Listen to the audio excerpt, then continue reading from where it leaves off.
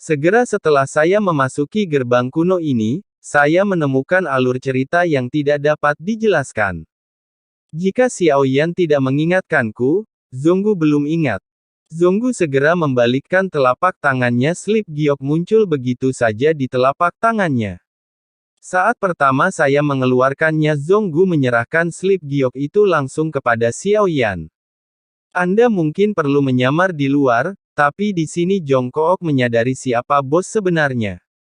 Xiao Yan mengambil slip giok itu, kemudian jiwa menghilang ke dalamnya, dan pada saat ini Xiao Yan menyadari sesuatu yang aneh pada slip giok itu adalah nafas jiwa, itu hanya sekilas. Pada saat yang sama di kompas cahaya biru di luar gerbang kuno, sosok cantik yang duduk bersila di antara mereka perlahan membuka mata indahnya, cahaya di matanya sedikit berkedip, seperti yang diharapkan. Tapi siapa kamu? Petik 2. Meski penampilannya tidak ada bandingannya, namun temperamen yang terpancar di antara kedua alis jarang terjadi, di dunia di sela-sela gumaman cahaya keemasan menyambar lagi, di udara momen berikutnya menyelimuti tubuh Qian Ying Wei Feng dan Lu Ya sedikit terkejut saat melihat ini. Sosok cantik yang diselimuti cahaya keemasan itu tak lain adalah Yu Yan. Keduanya tidak menyangka Yu Yan juga akan memilih untuk memasuki gerbang kuno ini.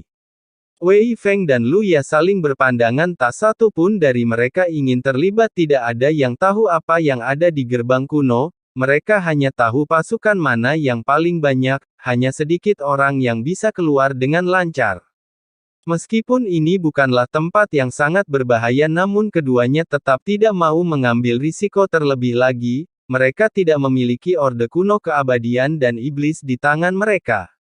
Maka kita hanya bisa mengemban tugas menjaga. Dan di atas kompas sosok-sosok itu duduk bersila, dia juga dipilih oleh Jin Guang segera setelah itu. Mereka semua berhasil memasuki gerbang kuno. Di dunia yang luas, Xiao Yan memegang slip giok di tangannya, dia memperhatikan sesuatu yang aneh. Meski nafas jiwa cepat berlalu, namun, pancaran nafas jiwa ini masih ditangkap oleh Xiao Yan. Slip giok itu dikeluarkan oleh Lu Ya, maka kemungkinan besar hal itu ada hubungannya dengan Lu Ya.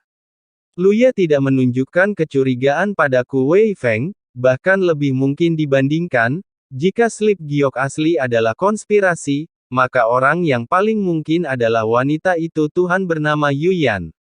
Tetapi nafas jiwa ini tidak mengunci posisi saya. Bahkan hanya untuk menyegel slip giok ini, namun kali ini ada beberapa kesalahan perhitungan. Bagaimanapun, Zonggu harus pergi dan memeriksa slip gioknya. Dan sekarang ini lalu aku khawatir aku tidak bisa menyembunyikan identitasku. Xiao Yan menarik napas dingin. Memikirkan perilaku aneh Yu Yan sebelumnya, kecurigaannya adalah yang terbesar. Jika begitu, Yu Yan mungkin telah mengetahui Xiao Yan sejak berada di alam iblis Halloween, tapi dia tidak mengungkapkannya. Pasti ada alasannya. Mungkinkah wanita ini punya rencana lain untukku? Mengetahui identitas saya, itu karena kamu tahu aku datang ke sini. Itukah sebabnya aku tidak sengaja mengungkapkannya? Xiao Yan mempunyai beberapa perhitungan dalam pikirannya. Tapi yang terakhir ini sangat kuat, jauh di atasnya. Meski tebakan Xiao Yan benar, jika dia benar-benar ingin berkomplot melawan Xiao Yan, jadi saat ini, Xiao Yan sudah memasuki permainan. Tapi sekarang tidak ada gunanya berpikir terlalu banyak, tidak ada kekuatan yang kuat, maka itu hanya bisa direduksi menjadi bidak catur. Izinkan saya menjelaskan secara singkat kepada Anda tugas-tugas di slip giok. Sebanyak 3 orang perlu dibunuh. Ambil harta karun, Zidian, Yindian, Wudian. Bunuh tuan dari 3 istana, rebut harta karun, bernama Pilar Tianjun, gumam Xiao Yan. Informasi ini sangat sulit untuk diucapkan, dan bahkan lebih tidak mengerti lagi. Hanya ada pesan teks sederhana di slip giok, tidak cukup spesifik. Saya tidak menyangka akan sama dengan rumor yang beredar. Saya mendengar bahwa ada 11 aula di alam besar. Terbagi menjadi Didianzi, Yin, Chen, Wu, Shen dan suku Tiandian A, B, E, Wu, Geng, Ren, dan 11 aula ini juga merupakan peringkat garis keturunan klan Cimi. Istana bawah tanah berada di urutan kedua dipimpin oleh Tiandian. Istana surgawi adalah tempat garis keturunan inti klan Cimi berada. Apakah kamu masih memiliki reservasi sekarang? Zonggu banyak bicara. Xiao Yan sedikit mengernyit setelah mendengar ini. Saya tidak menyangka klan Cimi menjadi begitu kacau. Namun ada hierarki yang ketat di dunia kita. Tanpa basa-basi ayo berangkat, tidak menutup kemungkinan beberapa rekan kita akan mendapat tugas yang sama. Xiao Yan melihat ke kejauhan segera berkata mereka bertiga mengangguk. Itu semua tergantung pengaturan Xiao Yan, hanya saja sekarang kami belum punya petanya bagaimana memilih jalan ke depan. Long Biao tiba-tiba berkata pada saat ini, sepertinya ini memang sebuah masalah dan pada saat ini Jin Dongming mendatangi tubuh pria berjubah putih, mencari tubuhnya untuk sementara waktu dia benar-benar menemukan gulungan kulit di lengan jubahnya. Kemudian buka gulungan kulitnya meski tidak terlalu jelas tapi itu memang sebuah peta. Xiao Yan hanya mencari Naji sebelumnya saya melihat gulungan kulit diserahkan oleh Jin Dongming. Alis Xiao Yan terangkat, pikiran klan Cimi benar-benar tidak bisa dinilai dengan akal sehat. Biasanya, barang-barang seperti itu akan ditempatkan di dalam ring untuk disimpan.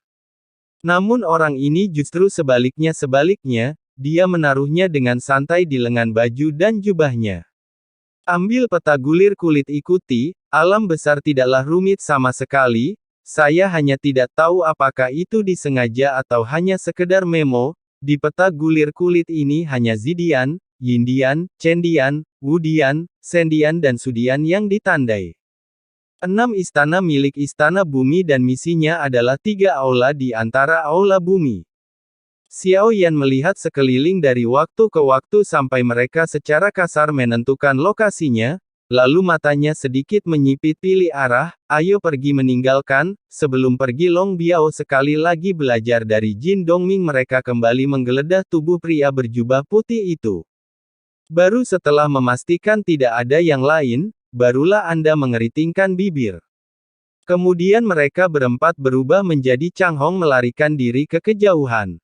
Meski tidak ada larangan terbang di dunia yang bertentangan dengan langit, tapi itu membatasi ketinggian setelah dipromosikan menjadi Baizhang, tidak bisa naik lebih jauh lagi dan tidak lama setelah keempat orang itu terbang, tubuh pria berjubah putih tergeletak tak bergerak di tanah lubang darah di dadanya sembuh dengan kecepatan yang menghancurkan, segera kelopak matanya bergerak sedikit sesaat kemudian dia berdiri Dibangkitkan Xiao Yan pasti akan terkejut jika melihat adegan ini, meski tidak hancur namun jiwanya hancur tidak ada kemungkinan kebangkitan sama sekali, tapi dia dibangkitkan begitu saja dan gulungan kulit yang awalnya diambil oleh Xiao Yan bersatu kembali di tangannya, kemudian dia dimasukkan ke dalam jubah berlengan oleh pria berjubah putih. Setelah itu, dia berdiri tak bergerak di tempat terpencil ini. Seolah menunggu. 4 pelangi berlari kencang dan memicu gelombang angin kencang. Sangat cepat tak lama kemudian mereka berempat melayang di udara. Melihat ke bawah ini adalah cekungan lembah di cekungan ini terdapat istana-istana yang berdiri, tampak gemilang tapi saya tidak tahu kenapa ketika saya melihatnya, saya merasakan debu. Kenapa istana ini terlihat seperti Fata Morgana di gurun pasir? Long Biao menyilangkan tangannya dan berkata sambil berpikir. Xiao Yan tentu saja merasakan hal yang sama semua seutuhnya rasanya tidak nyata.